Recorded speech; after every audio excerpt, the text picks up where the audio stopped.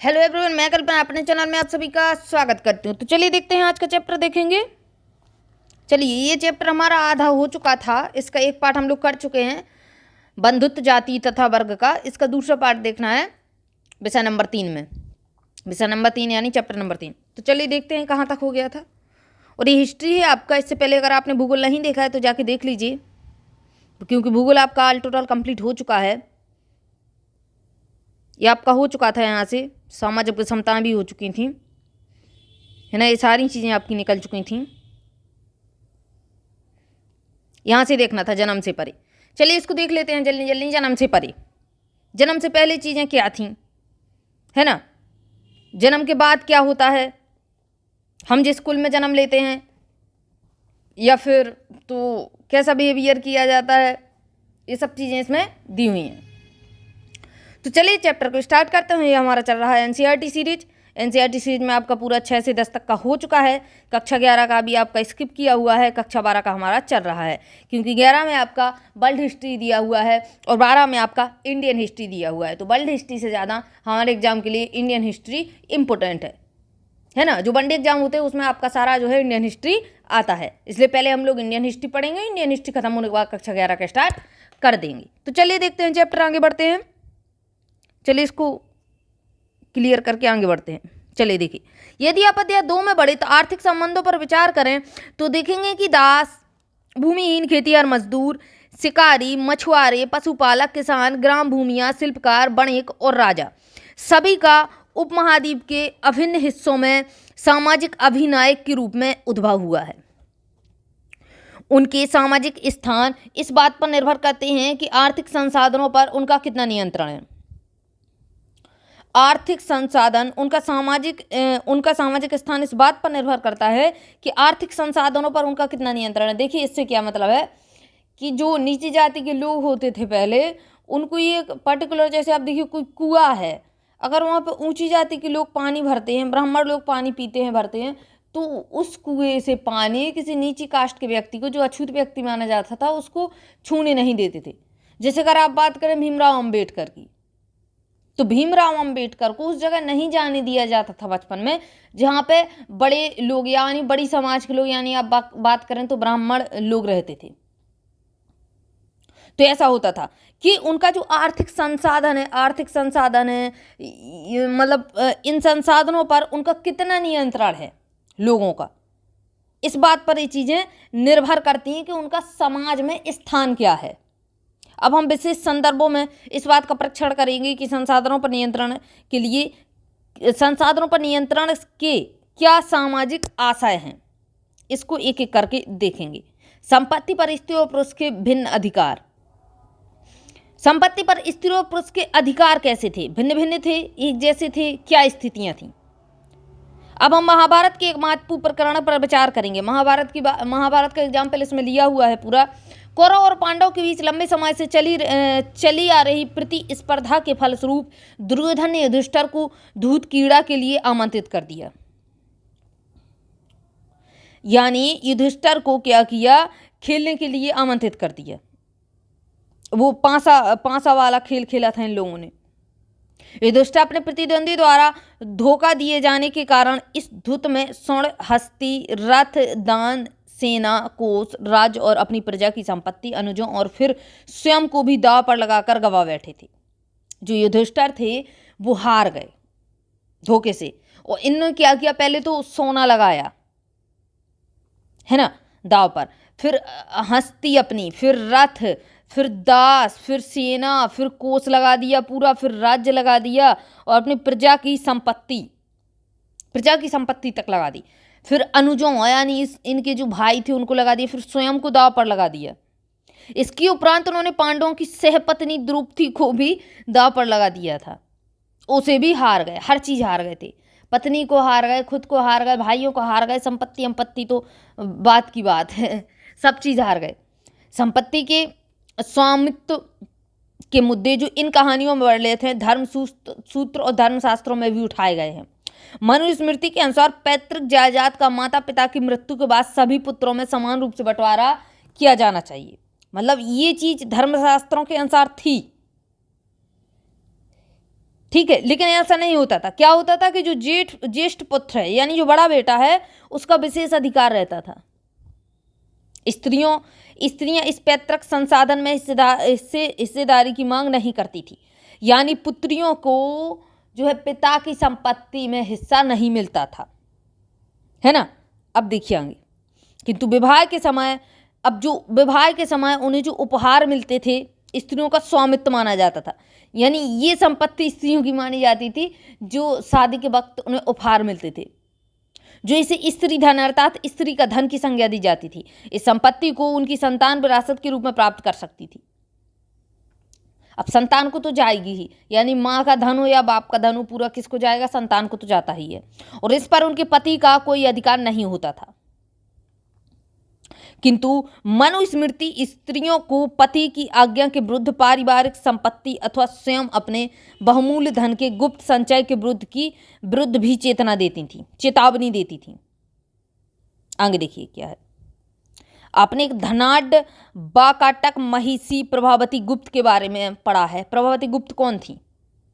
चंद्रगुप्त द्वितीय की पुत्री थी प्रभावती गुप्त। किंतु अधिकतर साक्ष्य, अभिलेखीय और साहित्यिक इस बात की ओर इशारा करते हैं कि यद्यपि उच्च वर्ग की महिला संसाधनों पर अपनी पेठ रखती थी, सामान्यतः भूमि, पशु और धन पर पुरुषों का ही नियंत्रण था। दूसरे शब्दों में स्त्री और पुरुष के बीच सामाजिक हैसियत की भिन्नता संसाधनों पर उनके नियंत्रण की भिन्नता की वजह से ही प्रखर हुई है। संसाधन क्या है? मान लीजिए धन संपत्ति है, पूरी धन संपत्ति एक पुरुष के नाम होती है, स्त्री के नाम कुछ नहीं है, तो ये भिन्नता आ गई। ये चीज़ें रहती थी। चलिए देखिए आगे देखते हैं इसको। स्त्री और पुरुष किस प्रकार संपत्ति अर्जित कर सकते थे, तो इसको पढ़ लीजिए कि मनुस्मृति में ये चीज़ दी हुई है कि कौन कौन से तरीके थे पुरुषों के लिए धन अर्जित करने के लिए और स्त्रियों का धन अर्जित करने के लिए कौन कौन से तरीके थे। बण और संपत्ति के अधिकार क्या थे? हो गई ये चीज़ें आपकी। इधर पर देखिए, अब बण और संपत्ति के अधिकार देखिए। ब्राह्मणीय ग्रंथों के अनुसार संपत्ति पर अधिकार का एक और आधार बण था। अभी तो हम लैंगिक आधार देख चुके हैं कि स्त्री या पुरुष, मेल या फीमेल, ये चीज़ देखी ना। अब एक और अधिकार था संपत्ति, जो बण के अनुसार भी संपत्ति का अधिकार बटा हुआ था, ठीक है। और ब्राह्मणीय ग्रंथों में 4 बण बताए गए हैं। देखिए, जैसा हमने पहले पढ़ा कि शूद्रों के लिए एकमात्र जीविका उनकी सेवा थी। जो चौथा बण था शूद्र, उनके लिए 3 बणों की क्या थी? सेवा करनी थी। क्षत्रिय वर्ण था, ब्राह्मण वर्ण था और आपका वैश्य वर्ण था, और चौथा था आपका, पहला कौन था? ब्राह्मण, फिर क्षत्रिय और फिर इसके बाद आपका वैश्य के बाद शूद्र। और शूद्र जो होते थे वो तीनों वर्णों की सेवा करते थे।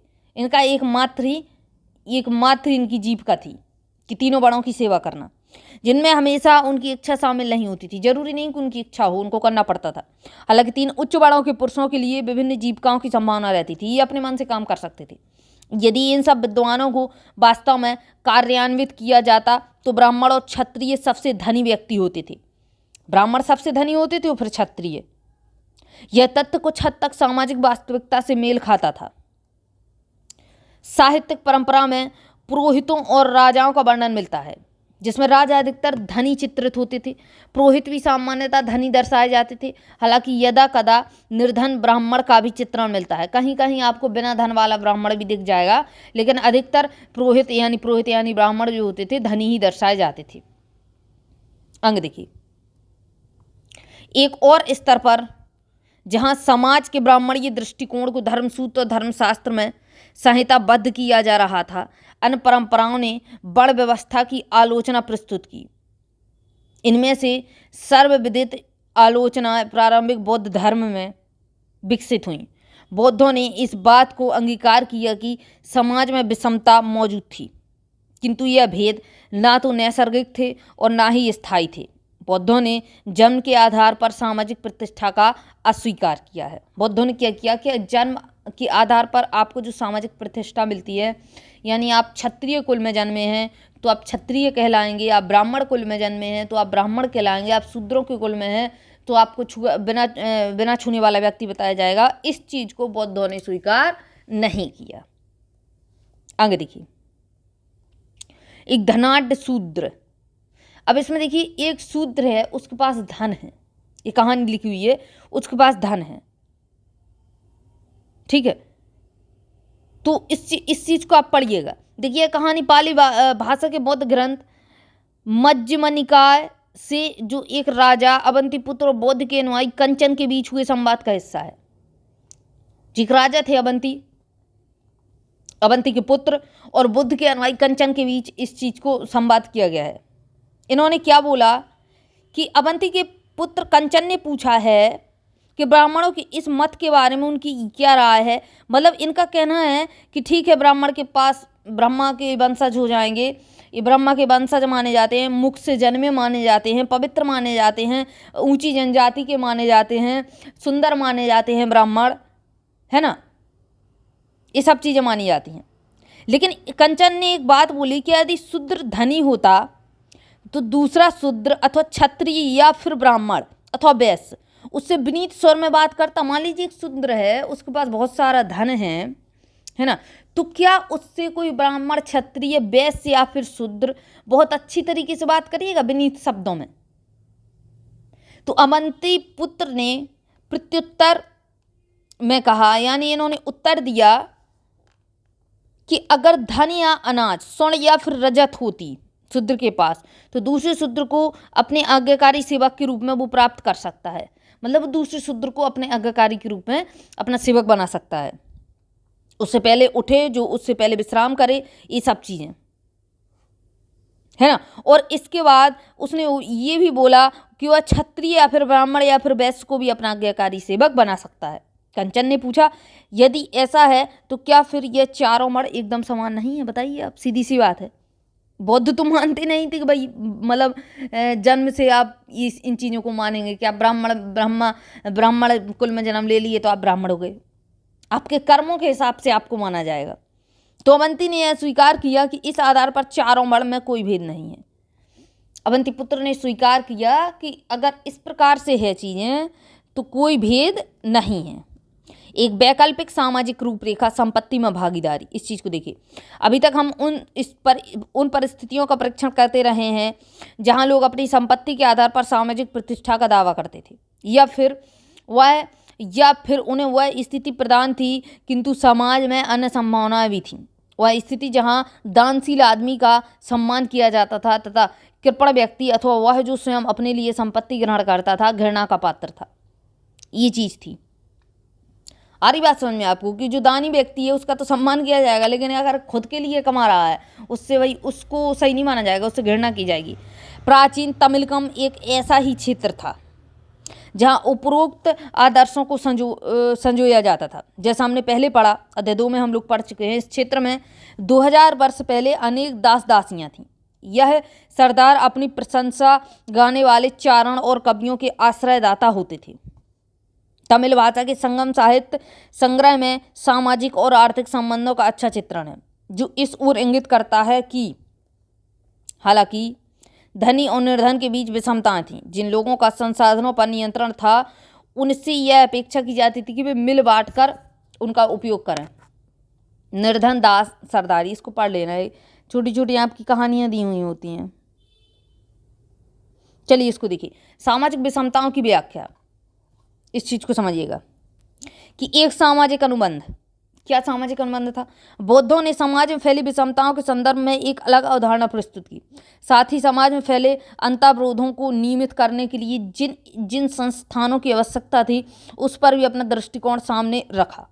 सुत्त पिटक जो था, सुत्त पिटक नामक ग्रंथ में एक मिथक वर्णित है जो यह बताता है कि प्रारंभ में मानव पूर्णतः विकसित नहीं थे, वनस्पति जगत भी अविकसित था।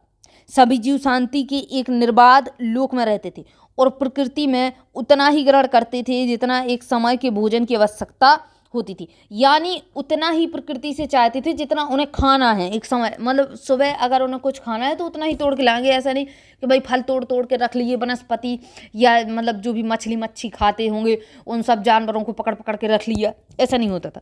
सिर्फ प्रकृति इंसान उतना लेता था इंसान जितना उसको खाना है, ये चीज़ रहती थी, है ना। तो ये चीज़ बौद्ध धर्म वालों ने समझाने की कोशिश की, किंतु यह व्यवस्था क्रमशः पतनशील हुई।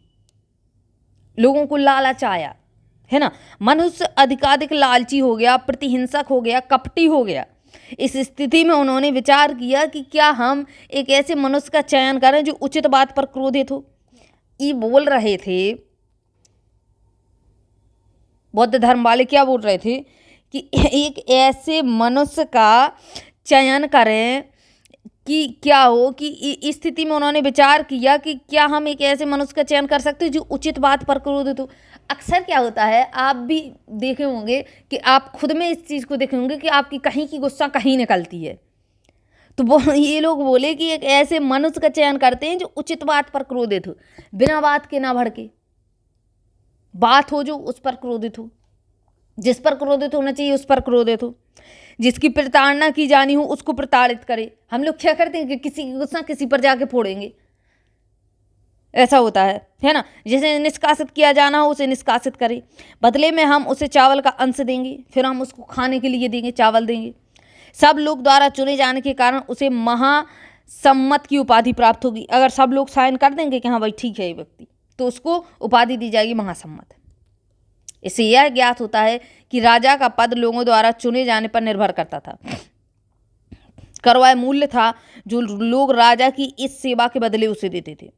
यह मिथक इस बात को भी दर्शाता है, राजा बनता था जैसे, है ना, तो राजा जैसे बैठ गया सिंहासन पे, तो उसको भी तो क्या होता था, उसको सैलरी चाहिए। अब सैलरी के रूप में उसे कर दिया जाता था। ये चीज़ बता रहे हैं लोग। वह मिथक इस बात को भी दर्शाता है कि आर्थिक और सामाजिक संबंधों को बनाने में मानवीय कर्म का बड़ा हाथ था। इसके लिए इसके कुछ और आशय भी हैं। उदाहरण, यदि मनुष्य स्वयं एक प्रणाली को बनाए रखने के लिए जिम्मेदार थे तो भविष्य में उसमें परिवर्तन भी ला सकते थे। साहित्यिक स्रोत का इस्तेमाल, इतिहासकार और महाभारत। यदि आप इस अध्याय के स्रोत की ओर गौर करें तो आप पाएंगे कि इतिहासकार किसी ग्रंथ का विश्लेषण करते समय अनेक पहलुओं पर विचार करते हैं तथा इस बात का परीक्षण करते हैं कि ग्रंथ किस भाषा में लिखा गया है। भाषा भी तो जरूरी है, भाषा भी तो समझ में आ जाता है। भाषा से समझ में आ जाता है कि ये भाषा किस क्षेत्र में बोली जाती थी और इस भाषा को किस प्रकार से पढ़ा जाएगा। ये चीज़ें निकल के चली आती हैं। कौन सी भाषा में लिखा गया है, पाली भाषा में, प्राकृत भाषा में, प्राकृतिक भाषा में, तमिल भाषा में जो आम लोगों द्वारा बोली जाती थी, अथवा संस्कृत जो विशिष्ट रूप से पुरोहितों और खास वर्ग के लोग प्रयोग करते थे इसको, संस्कृत को। इतिहासकार ग्रंथ के प्रकार पर भी ध्यान देते हैं। अधिकतर तो आपकी पाली और प्राकृतिक भाषा ही ऑल इंडिया बोली जाती थी। साउथ में बात करें तो तमिल बोली जाती थी, है ना। लेकिन जो संस्कृत भाषा थी ये पढ़ने लिखने वाली भाषा थी उस समय पे। पुरोहित ही इसका काम प्रयोग करते थे। क्या यह ग्रंथ मंत्र थे जो अनुष्ठानकर्ताओं द्वारा पढ़े और उच्चरित किए जाते थे, अथवा ये कथा ग्रंथ थे जिन्हें लोग पढ़ और सुन सकते थे तथा दिलचस्प होने पर उन्हें दोबारा सुनाया जा सकता था। इसके अलावा इतिहासकार लेखक के बारे में ये भी जानने का प्रयास करते हैं जिनके दृष्टिकोण और विचारों ने ग्रंथों को रूप दिया है। इन ग्रंथों के श्रोताओं का भी इतिहासकार परीक्षण करते। मेन दिक्कत क्या है कि इतिहासकारों को कुछ क्लियरली पता नहीं है, वो सिर्फ अंदाजा है हर चीज़ का कि ऐसा हो सकता था, ऐसा हो सकता था, हो सकता इतिहास, हो सकता जो ग्रंथ लिखने वाले लेखक थे वो ऐसा सोचते होंगे, हो सकता ऐसे सोचते होंगे, हो सकता उन्होंने ऐसा सोचा होगा। तो ये सब चीज़ें इतिहासकारों की हैं चीज़ें। इतिहासकारों ने अब सोच रखा है कि क्या सोचा होगा, क्लियर कुछ नहीं है, क्योंकि लेखकों ने अपनी रचना करते समय श्रोताओं की अभिरुचि पर ध्यान दिया होगा। इतिहासकार ग्रंथ के संभावित संकलन या रचना काल और उनकी रचना भूमि का भी विश्लेषण करते हैं। इन सब मुद्दों का जायजा लेने के बाद ही इतिहासकार किसी भी ग्रंथ की विषय वस्तु का इतिहास के पुनर्निर्माण के लिए इस्तेमाल करते हैं। महाभारत जैसे विशाल और जटिल ग्रंथ के संदर्भ में आप कल्पना कर सकते हैं कि यह कार्य कितना कठिन हुआ होगा। भाषा और विषय वस्तु, इस चीज़ को देखिए। अब हम ग्रंथ की भाषा की ओर देखते हैं। महाभारत का जो पाठ हम इस्तेमाल कर रहे हैं वह संस्कृत में है, यद्यपि अन्य भाषाओं में भी इसके संस्करण आपको मिल जाएंगे, किंतु महाभारत में प्रयुक्त संस्कृत वेदों अथवा प्रशस्तियों की संस्कृत से ही कहीं सरल भाषा है प्रशस्तियों की। अतः यह संभव है कि इस ग्रंथ की व्यापक स्तर पर समझा जाता है, व्यापक स्तर पर इसको समझा जाएगा। इतिहासकार इस ग्रंथ की विषय वस्तु को दो मुख्य शीर्षकों में बांटते हैं, तो आख्यान में, और दूसरा होता है आपका उपदेशात्मक। के अंतर्गत रखते हैं। आख्यान में आपको कहानियों का संग्रह मिल जाएगा। उपदेशात्मक में आपको सामाजिक आचार विचार के मानदंडों का चित्रण मिल जाएगा। उपदेशात्मक मीन्स होता है शिक्षा देना। जैसे महाभारत में क्या हुआ था, कृष्ण भगवान ने अर्जुन को उपदेश दिए थे, गीता का उपदेश दिया था, तो उन्होंने गीता की शिक्षा दी थी, है ना। अगली, किंतु यह विभाजन पूरी तरह अपने में एकांकी नहीं है। यानी अगर आप बात करें कि आख्यान, तो इन्होंने क्या बताया, आख्यान में कहानियों का संग्रह मिलता है। तो क्या पूरी तरीके से आख्यान में कहानियों का संग्रह मिलता है तो हम इसको एकांकी कह देंगे कि एक तरफा है पूरा। और ऐसे ही उपदेशात्मक का है। उपदेशात्मक में उन्होंने क्या बोला है, सामाजिक आचार विचार के मानदंडों का चित्रण किया हुआ है। तो क्या पूरे उपदेश में या पूरी जो शिक्षा है उसमें सामाजिक आचार विचार के मानदंड मिल जाएंगे आपको? क्या ऐसा है? तो फिर इसको हम पूरी तरीके से एकांकी कह सकते हैं। लेकिन किंतु यह विभाजन पूरी तरह से कि एकांकी नहीं है। उपदेशात्मक अंशों में भी कहानियां आपको मिल जाएंगी। हालांकि क्या बताया गया है कि सामाजिक आचार विचार के मानदंड बताए गए हैं उपदेशात्मक में, लेकिन इसमें क्या होता है, आपको उपदेशात्मक में भी कहानियां मिल जाएंगी। और बहुधा आख्यानों में समाज के लिए एक सबक निहित रहता है। अधिकतर इतिहासकार इस बात पर एकमत हैं कि महाभारत वस्तुतः एक भाग में नाटकीय कथानक था जिसमें उपदेशात्मक अंश बाद में जोड़े गए। बता दिया इन्होंने। ये आपके कृष्ण भगवान और अर्जुन बने हुए हैं। देखिए, आरंभिक संस्कृत परंपरा महाभारत को इतिहास की श्रेणी में रखा गया है। इस शब्द का अर्थ है ऐसा ही था। क्या महाभारत में सचमुच में हुई किसी युद्ध का स्मरण किया जा सकता है? ऐसा ही था, ऐसा होता होगा, है ना। तो वो चीज़ बता रखी कि महाभारत में क्या क्या आप वहाँ पे बैठे थे, क्या आप वहाँ पे देख रहे थे कि क्या चल रहा है? क्या इतिहासकार वहाँ पे बैठा हुआ था जब वो महाभारत को लिखने को बैठा? कि युद्ध के समय वहाँ पे बैठा था क्या कि क्या चल रहा है? क्या जब वो खेल हुआ था पांसे का तब वहाँ पे इतिहासकार बैठा था क्या? तो वही चीज़ बता रहे हैं कि महाभारत में सचमुच में किसी युद्ध का स्मरण किया जा रहा था। कौन देख रहा था वहाँ पे? कौन वहाँ पे रिकॉर्डिंग कैमरा लगाए हुए था? कोई नहीं।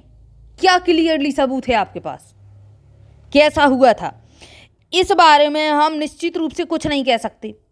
कुछ इतिहासकारों का मानना है कि 100 जनों के बीच हुए युद्ध की स्मृति ही महाभारत का मुख्य कथानक है।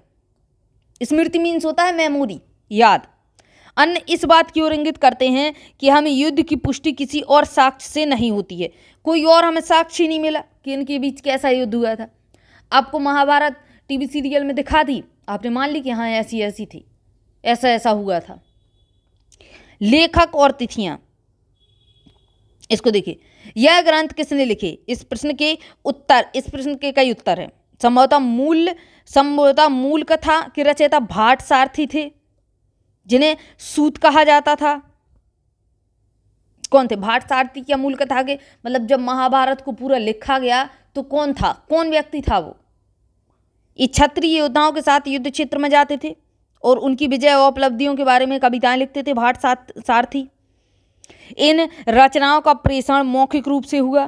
5वीं शताब्दी ईसा पूर्व से ब्राह्मणों ने इस कथा परंपरा का अपना अधिकार कर लिया और इसे लिखा। अभी आपको ये 5वीं शताब्दी और 6वीं शताब्दी कुछ समझ में आती है? ईसा पूर्व वाली बात आगे बताती हूँ मैं आपको। यह वह काल था जब कुरु और पांचाल, जिनके इर्द गिर्द महाभारत की कथा घूमती थी, कुरु और पांचाल मात्र सरदारी से राजतंत्र के रूप में उभर रहे थे। क्या नए राजा अपने इतिहास को अधिक नियमित रूप से लिखना चाहते थे? क्या नए राजा जो थे वो अपने इतिहास को अच्छे खासे तरीके से लिख रहे थे? यह भी संभव है कि नए राज्यों की स्थापना के समय होने वाले उथल पुथल के कारण पुराने सामाजिक मूल्यों के स्थान पर नवीन मानदंडों की स्थापना हुई, जिनका इस कहानी के कुछ भागों में वर्णन मिलता है। कुछ वर्णन इस कहानी में दिया हुआ है। लगभग 200 ईसा पूर्व से 200 ईस्वी। अब पहले तो इस चीज़ को समझिए कि 200 ईस्वी और 200 ईसा पूर्व क्या है। इस चीज़ को देखिए इधर पर ईसा मसीह का जन्म हुआ, मान लीजिए इधर, ठीक है। इधर पे ईसा मसीह का नाम सुना होगा, जन्म हुआ, है ना। तो ईसा मसीह के जन्म से तारीखें आपकी डिसाइड की जाती हैं। और जहाँ आपको ईसा पूर्व इस तरीके से लिखा हुआ मिलेगा, यानी ईसा मसीह के जन्म के इस साइड, यानी यहाँ से 1 2 3 4 करके 200 साल तक संख्या गिनी गई, यानी यहाँ से ईसा मसीह के जन्म से 200 साल पीछे की बात हो रही है, यानी उल्टी गिनती शुरू। मैथ में आपने सवाल लगाए होंगे, यहाँ से प्लस वाले नंबर स्टार्ट होते हैं, उस साइड पीछे पीछे माइनस वाले नंबर स्टार्ट होते हैं। तो इसी प्रकार से इसमें भी चीज़ें रहती हैं कि ईसा मसीह का जन्म हुआ, ईसा मसीह के अगर ईसा पूर्व लिखा हुआ मिलेगा 200 ईसा पूर्व, यानी ईसा मसीह के जन्म के 200 साल पहले, और अगर आपको मिल जाए 200 ईस्वी लिखा हुआ तो इसका मतलब होता है ईसा मसीह के जन्म के 200 साल जो हम अभी चले आ रहे हैं, यानी अभी 2022 चल रहा है, तो ईसा मसीह के जन्म के 2022 साल बाद की बात हो रही है आज प्रेजेंट में। अब इधर पे आप लोग समझिए कि क्या लिखा हुआ है, ये लिखा हुआ है आपका 200 ईसा पूर्व से 200 ईस्वी, तो इसमें क्या रहेगा, यहाँ हो गया ईसा मसीह का जन्म, है ना, जन्म हो गया, और बात करेंगे 200 ईस्वी, तो 200 ईस्वी आपकी इधर रही, और इस माइनस में जाएंगे तो 200 ईसा इधर रहा, ईसा पूर्व, है ना। तो 200 तो साल आप इस साइड गिनेंगे, फिर जन्म हुआ ईसा मसीह का, और 200 इस साइड साल गिनेंगे, तो ये लगभग टोटल कितने साल हो गए, टोटल 400 साल हो गए। तो इस तरीके से इनका काउंट होता है डेट का, इस तरीके से डेट आपकी लिखी जाती हैं। देखिए इसको अब आगे, लगभग 200 ईसा पूर्व से 200 ईस्वी के बीच, यानी इन 400 सालों के बीच हम इस ग्रंथ के रचना काल का एक और चरण देखेंगे। जो महाभारत का रचना काल रहा है, तो इस चीज को एक बार और देखेंगे। इन 400 सालों के बीच यह वह समय था जब विष्णु देवता की आराधना प्रभावी हो रही थी, तथा श्री कृष्ण को जो इस महाकाव्य के महत्वपूर्ण नायकों में से एक थे, उन्हें विष्णु का रूप बताया जा रहा था। श्री कृष्ण को विष्णु का जन्म बताया जाता है कालांतर में लगभग 200 से 400 ईस्वी के बीच। अब देखिए ईस्वी आपको इस तरीके से लिखा मिलेगा, अगर यहीं पे ईसा पूर्व लिखा होता तो वो लिखा होता 200 400 से 200, क्योंकि उल्टी गिनती ही शुरू होती है। ईसा मसीह का जन्म हुआ, फिर आप पीछे जाइए, ईसा मसीह का 1 साल 2 साल पीछे जाइए, तो ये चीज़ रहती है।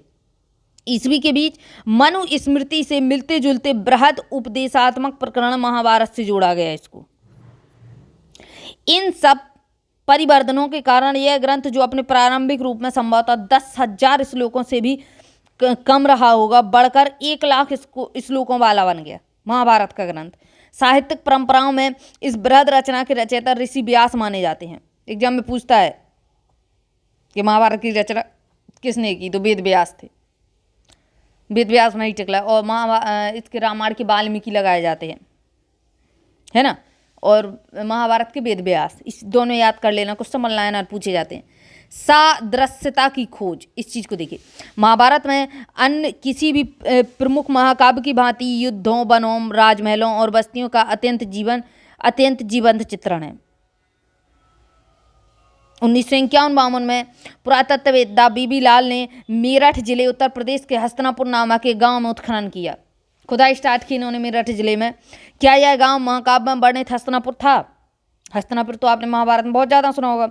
हालांकि नामों की समानता मात्र एक संयोग हो सकता है, किंतु गंगा के ऊपरी दोआब वाले क्षेत्र में इस पुरास्थल का होना, जहां कुरु राज्य भी स्थित था, इस ओर इंगित करता है कि यह पुरास्थल कुरुओं की राजधानी हस्तिनापुर हो सकती है, जिसका उल्लेख महाभारत में किया गया है।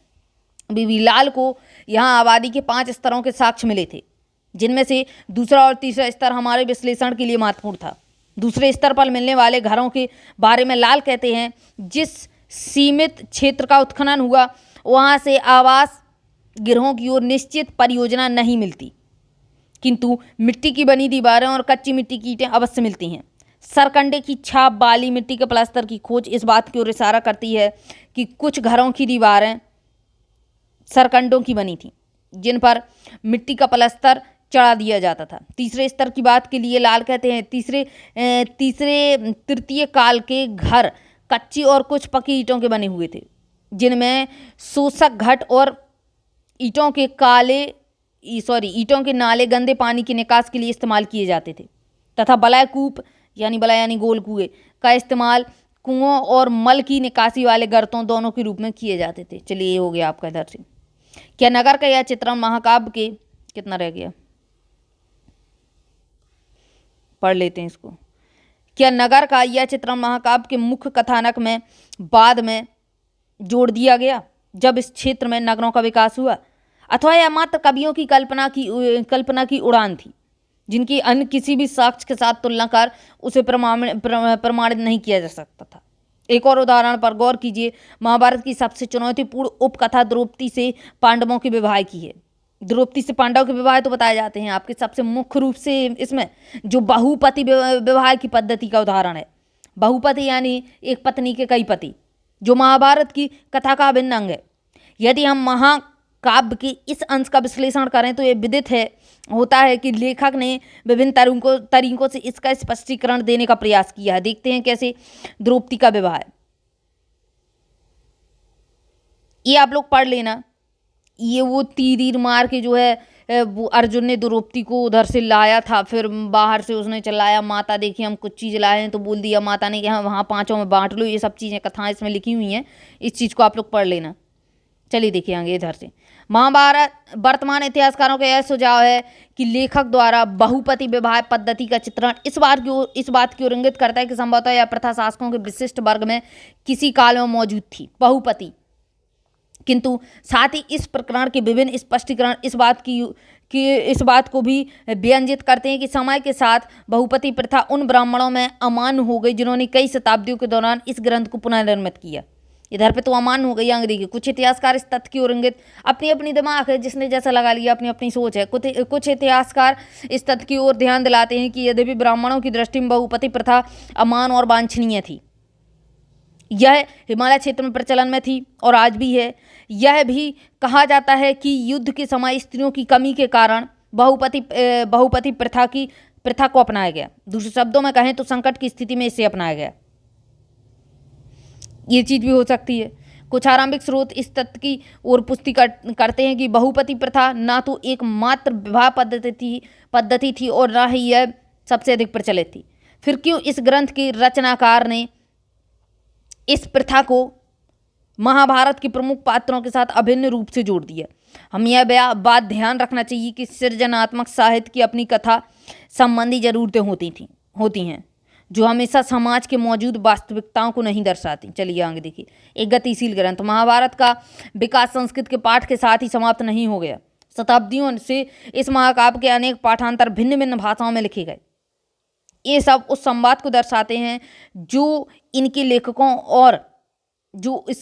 लेखकों अन्य लोगों और समुदायों के बीच कायम हुए। अनेक कहानियां जिनका उद्भव एक क्षेत्र विशेष में हुआ और जिनका खास लोगों के बीच प्रसार हुआ, वे सब इस महाकाव्य में समाहित कर ली गई। साथ ही इस महाकाव्य की मुख्य कथा की अनेक पुनः व्याख्या की गई। इसके प्रसंगों की मूर्ति कला और चित्रों में भी दर्शाया गया है। इस महाकाव्य के नाटकों और नृत्य कलाओं के लिए विषय वस्तु प्रदान की हुई। ये चैप्टर होता है आपका यहाँ पर समाप्त, है ना। अच्छा चैप्टर था, पढ़ लीजिए इसको। एक बार समझ में ना आए तो दूसरी बार देख लेना। चलिए अब मिलेंगे नए चैप्टर के साथ, तब तक के लिए जय हिंद जय भारत।